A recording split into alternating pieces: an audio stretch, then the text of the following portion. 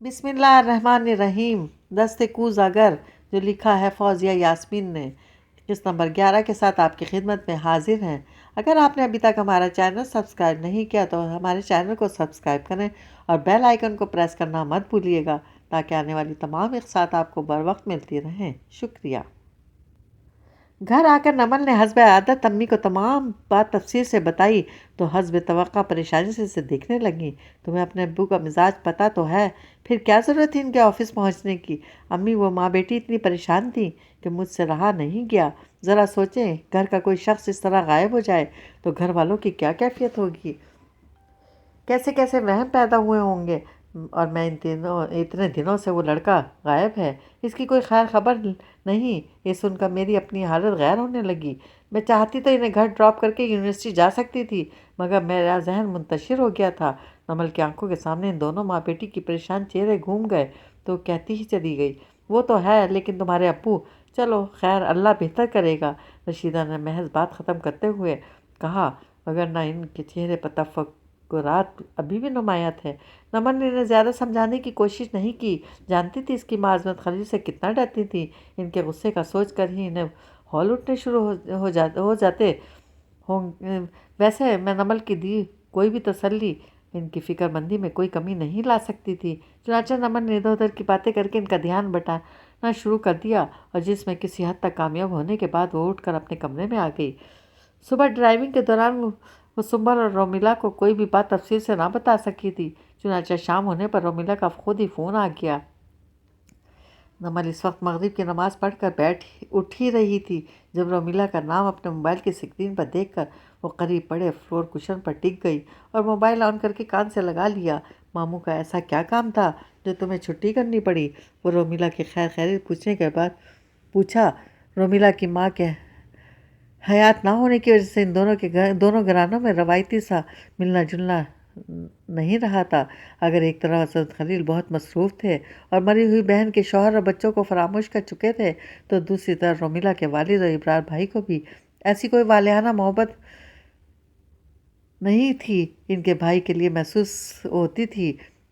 کسی خاص تہواروں پر رسمی سی ملاقات ہو جاتی تھی اور ان کے نزدیک اتنا ہی کافی تھا، مگر رومیلا اور نمل کے بیچ بچپن سے ایک ہی اسکول اور بڑے ہونے پر ایک ہی کالج میں پڑھنے کی وجہ سے اتنی دوستی رہی تھی کہ دونوں ایک دوسرے کے گھر کے حالات سے بخوبی واقف تھیں۔ اس لیے رومیلا کو نمل کے بطور خاص عظمت خلیل کے کسی کام سے چھٹی کرنے پر حیرانی ہو رہی تھی، جس کا اس نے فوراً برملا اظہار بھی کر دیا۔ تو نمل نے بڑی تفصیل سے اسے ان دونوں ماں بیٹی کے متعلق بتا دیا۔ کچھ دیر تو رومیلا بھی اس کی حالت زار پر افسوس کا اظہار کرتی رہی، پھر کچھ یاد آنے پر چونکتے ہوئے پوچھنے لگی، تم کل آؤ گی؟ ہاں بھئی، اب روز روز تمہیں تھوڑی چھٹی کروں گی۔ اور تم بتاؤ، سنبل چلنے کے لیے تیار ہوئی یا نہیں؟ نمل بولی، ہاں، بڑی مشکل سے مانی تھی، بلکہ یوں سمجھ لو میں ابرار بھائی کے ساتھ اس کے گھر پہنچ گئی تو اسے مجبوراً چلنا پڑا۔ اب ابرار بھائی کے سامنے بھلا کیا بہانہ بناتی؟ ویسے اچھا ہی ہوا چلی گئی، خواہ مخواہ ہی ڈر رہی تھی۔ آج تو وہ لڑکے بڑی تمیز سے ملے تھے۔ اس خرم نے تو دیکھتے ہی پہلے سلام کیا اور پھر رزق کے احترام میں نصیحت بھی کی۔ یہ کہہ کر جب رومیلا نے خرم کی کہی بات دہرائی تو نمل صرف گردن ہلا کر رہ گئی۔ تم نے اسے بتایا نہیں، صرف رزق کو ضائع کرنا ہی گناہ نہیں ہے، چوری بھی بہت بڑا گناہ ہے۔ اسلامی سزا میں تو چور کے ہاتھ کاٹ دیے جاتے ہیں۔ نمل کے طنزیہ لہجے پر رومیلا اعتراض کرنے والے انداز میں بولی، ہاں میں یہ کہتی تاکہ اسے آگے سے اور 10 باتیں کرنے کا موقع مل جاتا۔ ویسے بھی اس نے مجھے مخاطب سے تمہارے متعلق پوچھنے کے لیے کیا تھا۔ کیا مطلب؟ مطلب یہ کہ اس نے تمہارے بارے میں جس طرح پوچھا تھا، اسے دیکھ کر مجھے تو پریشانی ہونے لگی۔ رومیلا کے کہنے پر نمل چڑ کر بولی، کیا تجسس پھیلا رہی ہو؟ سیدھی طرح بتاؤ، کیا کہہ دیا اس نے؟ ایسا کچھ نہیں کہا جس پر تم کل جا کر اس سے لڑ سکو، رومیلا نے اطمینان دلانے والے انداز میں کہا۔ صرف اتنا پوچھا کہ تم کل آؤ گی یا نہیں۔ تو اس میں ایسی کون سی بات ہے جو تمہیں پریشانی ہونے لگی؟ نمل نے بے یقینی سے پوچھا۔ اب تم غصہ نہ کرنے کا وعدہ کرو تو میں بتاؤں، رومیلا نے شرط رکھتے ہوئے کہا۔ میں تم پر کیوں غصہ کروں گی؟ نمل کو اس کا اتنا احتیاط برتنا مسکرانے پر مجبور کر گیا، کیونکہ اس پر تو ابھی نہیں کر سکتی نا، وہ تو جب کل ملے گا اور کچھ کہے گا تبھی غصہ کر سکو گی۔ اچھا کچھ نہیں کہوں گی، سسپنس پھیلانا بند کرو اور جلدی بکو۔ جب اس نے یہ پوچھا تو کہ تم کل آؤ گی، تب اس کے لہجے میں اتنی بے قراری تھی جیسے اس نے کل کا پورا دن اور پوری رات صرف تمہارے آنے کا انتظار کیا ہو۔ What nonsense! نمل ایک دم جلال میں آتے ہوئے بولی۔ دیکھو تم نے کہا تھا تم غصہ نہیں کرو گی، رومیلا بگڑ کر بولی۔ وہ تو میں نے سوچ کر کہا تھا کہ شاید اس نے ایسا کچھ کہہ دیا ہوگا جسے سن کر مجھے غصہ آ جائے، وہ تو میں نے، مگر یہاں تو تم اپنا اندازہ بتا رہی ہو، وہ بھی اتنا واہیات! نمل نے دانت پیسے۔ میرے اندازے واہیات نہیں، 100% درست ہوتے ہیں، رومیلا نے کہا اور نمل کو بولنے کا موقع دیے بغیر مزید کہنے لگی۔ اور یہ تو وہ اندازہ ہے جس کے درست ہونے پر خود مجھے پریشانی ہو رہی ہے۔ خورم جس ٹائپ کا بندہ ہے، اسے تو بس دور سے سلام کر دینا ہی ٹھیک ہے، یہ اگر زیادہ پیچھے لگ گیا تو کیا ہوگا؟ رومیلا بہت زیادہ پریشان تو نہیں تھی، مگر تب سے اس نکتے پر سوچ ضرور رہی تھی۔ اول تو ایسا کچھ ہے ہی نہیں، اس لیے اتنا سوچنے کی ضرورت ہی نہیں، دوسرے یہ کہ اگر ایسا کچھ ہوتا بھی تو ایسے لوگوں کا دماغ ٹھیک کرنا مجھے اچھی طرح آتا ہے، نمن تپے ہوئے انداز میں بولی۔ رومیلا ابھی کچھ کہنے ہی والی تھی کہ دروازے پر دستک کی آواز سن کر نمل نے اس سے ایکسکیوز کرتے ہوئے اندر آنے کی اجازت دی تو ملازمہ دروازہ کھول کر اندر آ گئی۔ آپ سے کوئی ملنے آیا ہے؟ مجھ سے؟ نمل نے حیرت سے کہا، پھر رومیلا کو بتا کر فون بند کرتی اٹھ کھڑی ہوئی اور جب گیٹ پر پہنچی تو شمائلہ کو دیکھ کر حیران رہ گئی۔ آج صبح ہی تو وہ ملی تھی، پھر اب وہ دوبارہ یہاں کیوں آئی تھی؟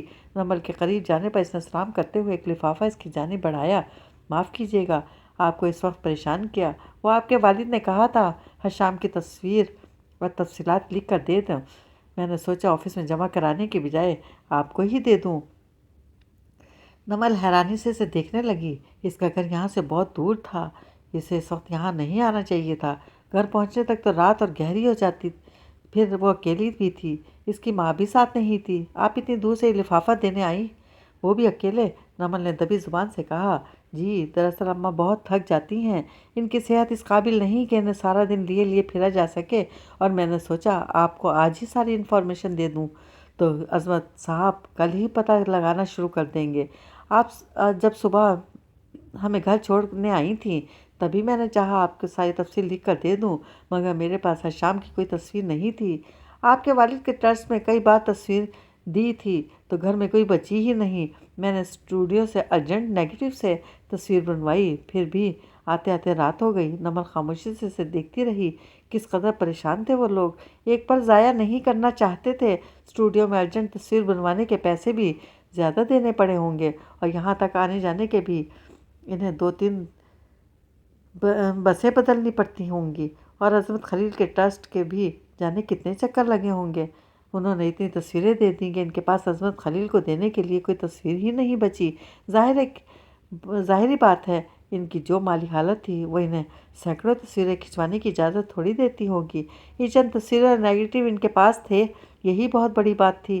نمل نے لفافہ ہاتھ میں ہاتھ ڈالا تو ایک کاغذ میں لپٹی تصویر اس کے ہاتھ آ گئی، اس کاغذ میں ساری تفصیل درج ہیں، ہمارا محلہ، گلی اور مکان کا نمبر، عظمت صاحب پڑھیں گے تو ان کے خود سمجھ میں آ جائے گا کہ انہیں کون سے پولیس اسٹیشن جانا چاہیے۔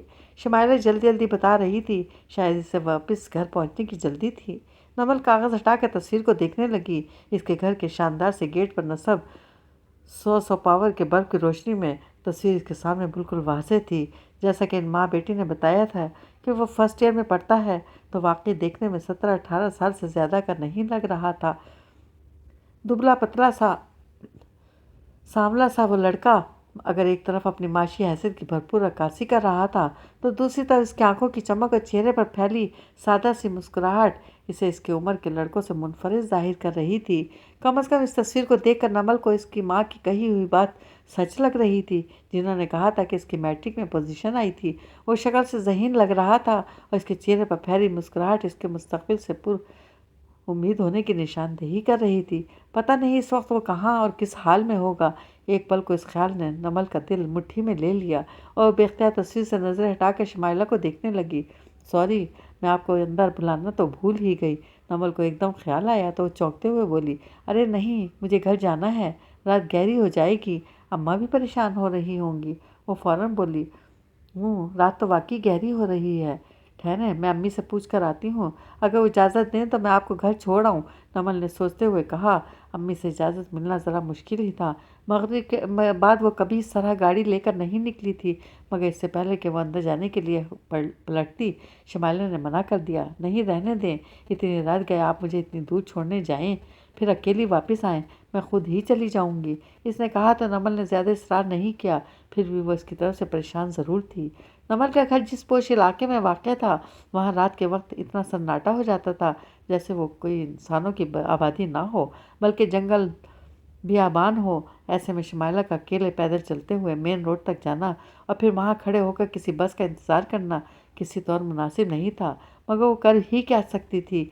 نمل تب تک اسے دیکھتی رہی جب تو اسٹریٹ لائٹ میں اسے نظر آتی رہی، مگر گلی ختم ہونے پر اس کا وجود بھی تاریکی کا حصہ بن گیا۔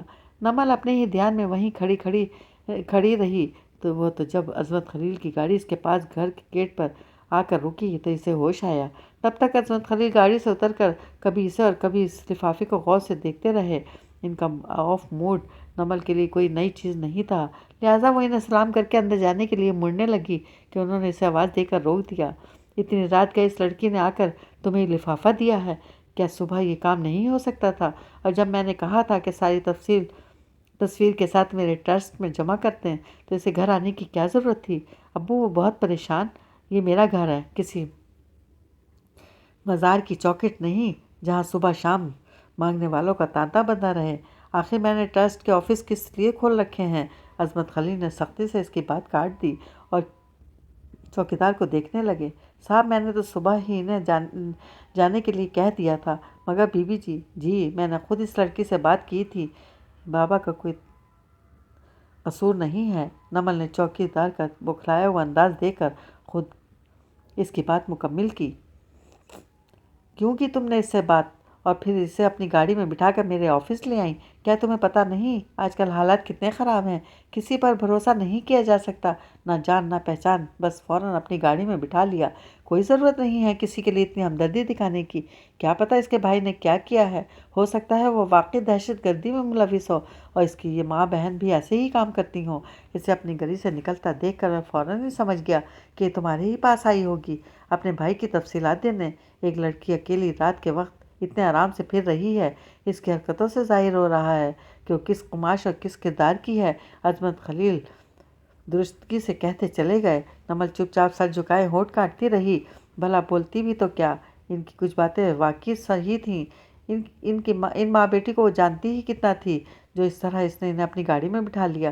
مگر اب جو کچھ وہ اس لڑکی کے کردار سے متعلق کہہ رہے تھے جسے واقعی ناگوار گزر رہا تھا، عظمت خلیل کو کسی بھی رشتے سے کسی بھی شخص سے محبت نہیں تھی، اس لیے وہ سمجھ ہی نہیں سکتے تھے کہ جب اپنا کوئی تکلیف میں ہو تو انسان ساری احتیاط اور ساری تدبیریں بھول جاتا ہے۔ جب کسی اپنے کو بچانے کی دھن سوار ہو تو اپنے آپ کو محفوظ رکھنے کی خواہش کہیں دور جا چھپتی ہے، مگر نمل اس لڑکی کی وکالت کر کے ان سے الجھنا نہیں چاہتی تھی۔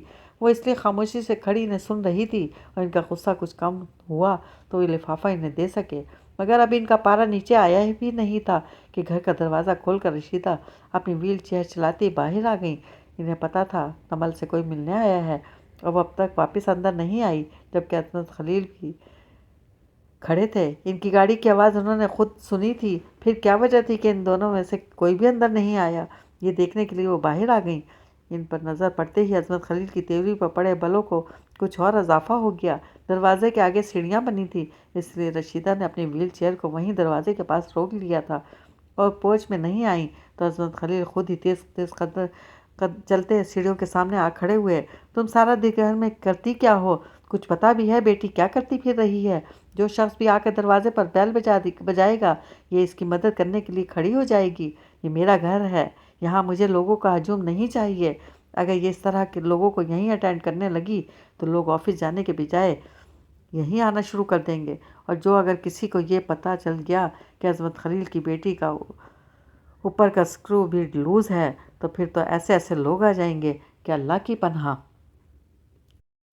عظمت خلیل تو ویسے ہی بیوی اور بیٹی پر بگڑنے کے بہانے ڈھونڈتے تھے، پھر اب تو انہیں بہت جاندار نقطہ اعتراض مل گیا تھا۔ وہ بھلا ایسے کیسے جانے دیتے؟ آئندہ ایسا نہیں کرے گی وہ، پہلے بھی کیا اس نے آپ کے کام میں دخل دیا ہے جو آئندہ کرے گی؟ وہ تو بس اس ماں بیٹی کی بات سن کر اس کا دل پسیج گیا تھا۔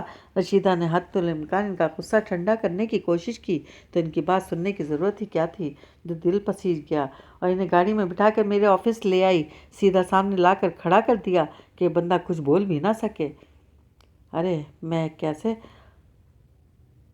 ہاتھ میں لینے سے پہلے دیکھتا ہوں کہ اس میں کامیابی کے کتنے امکان ہیں، اور یہاں ان ماں بیٹی کو سیدھا میرے پاس لے آئیں۔ اب اگر میں ان کی مدد نہیں کر سکا تو میرے نام پر کتنا بڑا اثر پڑے گا۔ کیا پتہ اس لڑکے کے پیچھے کوئی سیاسی پارٹی انوالو ہو، سچ مچ کوئی ٹیررسٹ ہو۔ میں اتنی مشکل سے یہ پتہ لگاؤں کہ وہ کون سے جیل میں ہے، اپنے سارے وسائل بروئے کار لا کر ان تک پہنچوں اور پتہ چلے کہ وہ تو مجرم ہے تو اخبار میں کیا خبر آئے گی؟ عظمت خلیل نے دکھی ماں کی فریاد پر سرکار سے ٹکر لے کر پولیس سے الجھ کر کھوج لگائی تو کیا نکلا؟ ایک مجرم اور دہشت گرد کا سراغ۔ عظمت خلیل کا غصہ کسی طور کم نہیں ہو رہا تھا، اور کیوں ہوتا؟ نمل کی وجہ سے وہ اس ماں کے بالکل روبرو ہو گئے۔ اب اگر کل کو پولیس اس کے بیٹے کو کچھ کر دیتی ہے تو وہ تو کسی بھی صحافی کے سامنے یہ بھی کہہ سکتی تھی کہ عظمت خلیل جیسے عظیم انسان سے وہ باقاعدہ ملیں اور تب بھی ان کے ساتھ کوئی انصاف نہ ہو سکا۔ اس کے برعکس اگر وہ ان کی مدد کرتے ہیں تو پتہ نہیں یہ کیس کتنا الجھا ہوا تھا۔ وہ تو آسان سے کیسز میں ہاتھ ڈالتے تھے، وہ فوراً سلجھ جائے اور وہ خبروں کی زینت بن جائیں اور چاروں طرف سے داد تحسین وصول کر سکیں۔ عظمت خلیل وہیں گیٹ کے پاس ہی کھڑے گرج برس رہے تھے۔ انہیں اس بات کی بھی پرواہ نہیں تھی کہ چوکیدار بھی سن رہا ہے۔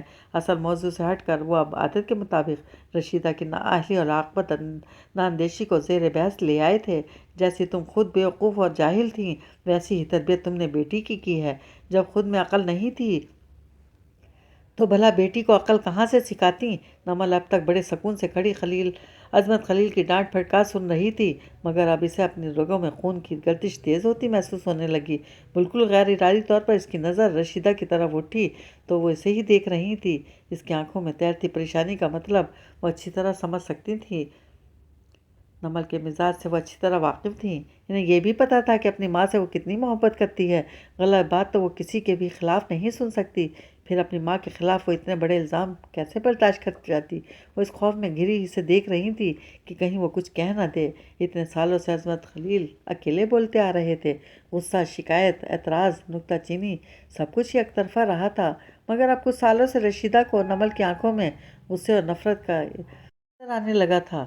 جیسے شوریدہ لہریں ساحل سے ٹکرا کر لوٹ جاتی ہیں، ویسے ہی نمل کے اندر عظمت خلیل کو جواب دینے کی شدید خواہش سر پٹک کر رہ جاتی ہے۔ ان کی محبت اور نرمی نے نمل کو ایسے ہر اقدام سے روک رکھا تھا۔ وہ صرف اپنی ماں کی وجہ سے کبھی عظمت خلیل کے مقابل نہیں آئی تھی، مگر جب کبھی عظمت خلیل کا غصہ آپے سے باہر ہونے لگتا اور ان کی زبان سے اگلتا زہر حد سے سوا ہونے لگتا تو رشیدہ کا دل بھی سوکھے پتے کی طرح کانپنے لگتا۔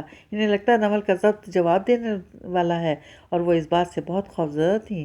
جب نمل کی برداشت جواب دی جائے گی، عظمت خلیل کو تو عادت ہی نہیں تھی اپنے آگے کسی کی سننے کی، وہ تو بس ایک ساتھ ان دونوں ماں بیٹی کو دربدری کی سزا سنا دیں گے۔ نہ رشیدہ کی معذوری ان کے پاؤں کی زنجیر بنے گی، نہ ان کے اتنے سالوں کی خاموشی سے کی خدمت ان کے دل کو ایسے کسی فیصلے سے باز رکھ سکے گی۔ نمل خود بھی ان معاملوں میں رشیدہ سے 100% متفق تھی۔ اپنی ماں کے چہرے پر پھیلی بے بسی اور خاموش رہنے کا عندیہ دیتی التجائی آنکھیں اس کے غصے کے ساتھ ساتھ اس کے وجود کو بھی ٹھنڈا کر گئیں۔